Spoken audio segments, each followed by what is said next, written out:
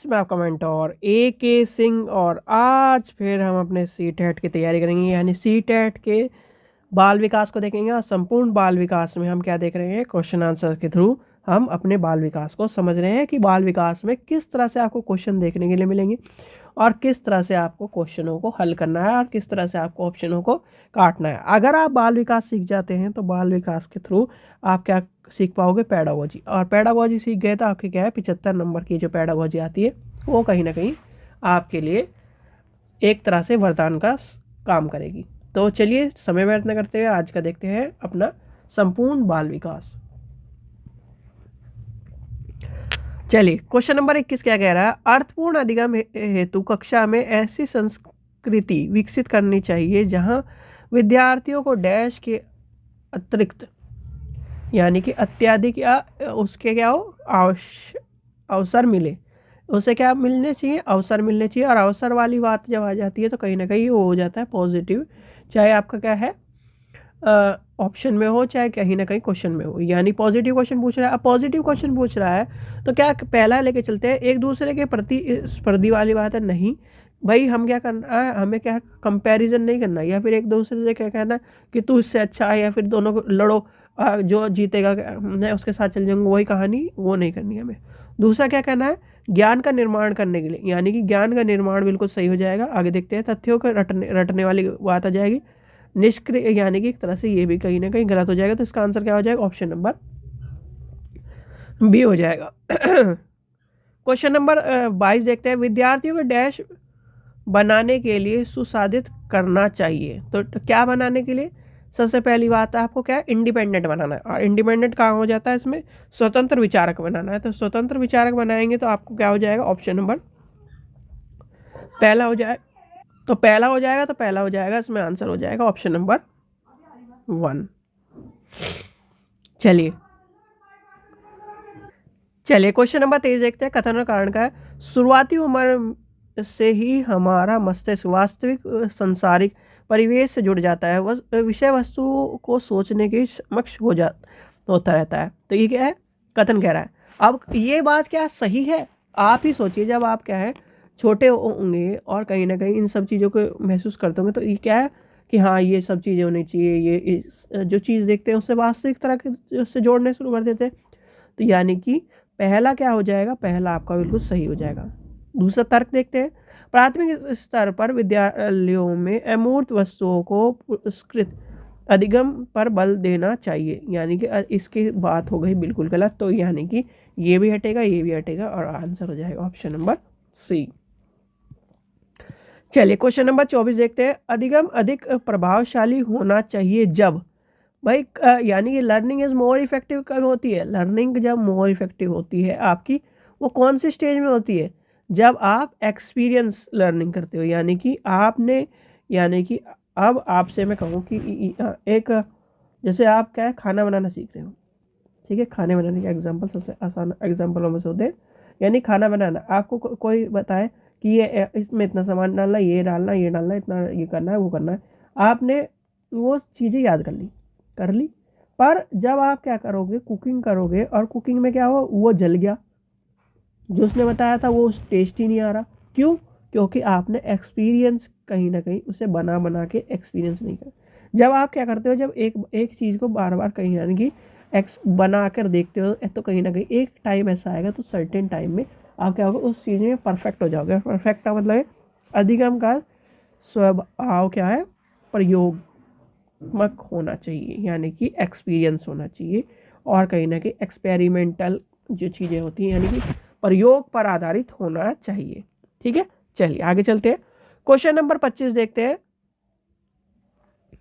चलिए question number 25 क्या है, रीना एक, यानी ये रीना है, रीना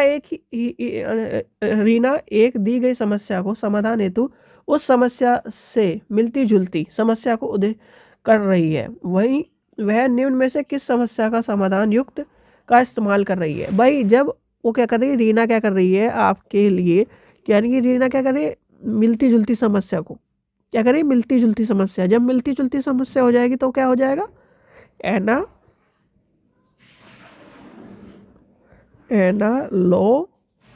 एनालॉजिकल थिंकिंग। अब एनालॉजिकल थिंकिंग किस में आ जाएगा आपका, बताओ।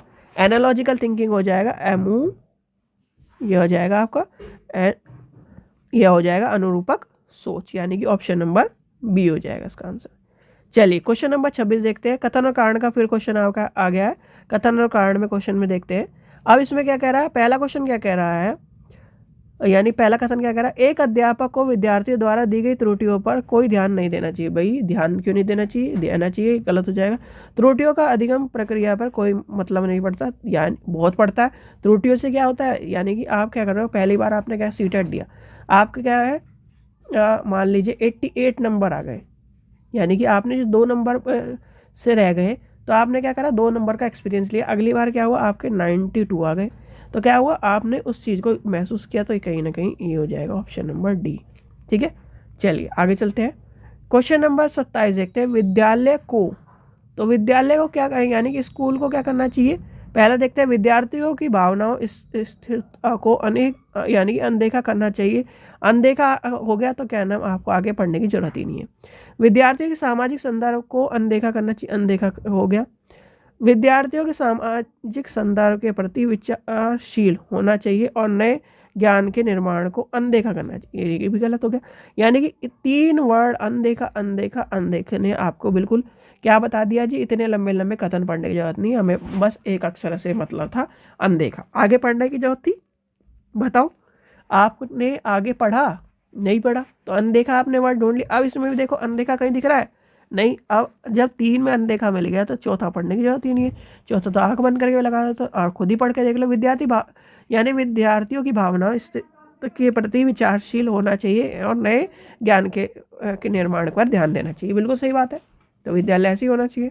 क्वेश्चन नंबर 28 क्या कहता है, अधिगम सहायता से यानी कि अधिगम असहायता से जूझते विद्यार्थियों की योग्यता का एक ऐसा दृष्टिकोण रखते हैं जिससे मेहनत करके योग्यता में बढ़ावा नहीं किया जा सकता। योग्यता के प्रति ऐसे दृष्टिकोण को क्या कहते हैं भाई। जब हम क्या कह रहे हैं, वो कह रहा है कि उसकी की बात कर रहा है, आपकी किसी की बात कर रहा है, लर्निंग यानी कि लर्निंग हेल्पनेस। ठीक है, अब ये क्या है, लर्निंग हेल्पनेस के ऊपर जब आपको लेके चलेंगे तो उसका क्या है, एक और सत्य दृष्टिकोण के ऊपर आ जाएगा, यानी कि इसका आंसर हो जाएगा ऑप्शन नंबर 1, यानी कि पहला हो जाएगा इसका आंसर। चलिए आगे चलते हैं। क्वेश्चन नंबर 29 देखते हैं। अधिगम के लिए एक सहायक वातावरण पैदा करने हेतु यह महत्वपूर्ण है कि, अब महत्वपूर्ण क्या करना है, हमें महत्वपूर्ण करना है उसका क्रिएटिव क्या, जो कल्चर ऑफ द लर्निंग, यानी कि आपको क्या करना है, उसके सहायक वातावरण के लिए लेके चलना है। अब सहायक वातावरण के लिए सबसे पहला क्या आएगा, यानी कि सबसे पहला आपका जाएगा विद्यार्थियों की रुचियों को अनदेखा करना, यानी इग्नोर करना। अनदेखा आ गया, वर्ड खत्म, यानी कि ये आपका कट गया। विभिन्न हिस्सेदारी जैसे कि माता पिता, अध्यापक और विद्यार्थियों के बीच संप्रेषण पोषक, यानी कि बिल्कुल सही बात है भैया। इसमें क्या होता है, तालमेल बैठाना, यानी स्कैफ फोल्डिंग की बात आ गई, यानी कि आपकी हो जाएगी स्टेक होल्डिंग, ये आपका हो जाएगा। और इसमें आ जाएगा पेरेंट्स, क्या है आपके स्टूडेंट हो गया आपके कहीं ना कहीं, तो यानी कि हो जाएगा कठोरता नहीं होगी, और इसमें आपका मानकीकृत पाठ्यक्रम को लागू, यानी कि स्वतंत्र करना है, स्वतंत्र करने के लिए दूसरा ऑप्शन आपका सही बैठ जाएगा। क्वेश्चन नंबर 30 देखते हैं। निम्न में से कौन सा कारक विद्यार्थियों की प्रभावशाली और अर्थपूर्ण अधिगम में सहयोग नहीं करता, तो कौन नहीं करता, तो ये हो जाता है सबसे पहला आपका आ जाएगा भाई, कौन नहीं करता, पहला तो आपका होगा, क्यों, यानी कि चाइल्ड सेंटर की बात करें, चाइल्ड सेंटर होगा बिल्कुल, ठीक है, तो पहला हो जाएगा। फिर दूसरा क्या है आपका, दूसरा है अधिगम के सार्वभौमिक रूप, बिल्कुल सही हो जाएगा। मानकीकृत पाठ्य, ये घट जाएगा, और फिर आपका आ जाएगा अध्यापक का संरचनावादी उपागम, ये भी हो जाएगा। तो बचा कौन सा, नहीं पूछा है, तो नेगेटिव में आपका ये हो जाएंगे, ये पॉजिटिव, ये पॉजिटिव और ये पॉजिटिव है, ठीक है, तो नेगेटिव में आपका ये हो जाएगा। तो ये है आज के आपके सीडीपी के क्वेश्चन आंसर, और कहीं ना कहीं आपके लिए एक तरह से प्रैक्टिस सेट मान लो। आपको ये पता होना चाहिए कि सीटेट में अगर आपने सीडीपी क्लियर करा, यानी कि सीडीपी अगर आपको समझ में आ गया, तो सीडीपी का मतलब ये है कि आपने पूरा का पूरा पेडागोजी को समझ लिया। ठीक है बच्चों, आशा करता हूँ आपको वीडियो पसंद आई तो लाइक करें, चैनल को सब्सक्राइब करें, वीडियो को ज़्यादा से शेयर करें। Thank you. आप प्रीवियस ईयर के पेपर जरूर देखिए, जिससे आपको क्या हो, प्रीवियस ईयर को पेपरों को आपको समझ में आए और प्रीवियस ईयर से, और यहाँ पर जब आप ये सब चीज़ समझोगे तो प्रीवियस ईयर को बहुत सारी चीज़ें आपको समझ में आ जाएंगी। ठीक है बच्चों, चलिए थैंक यू।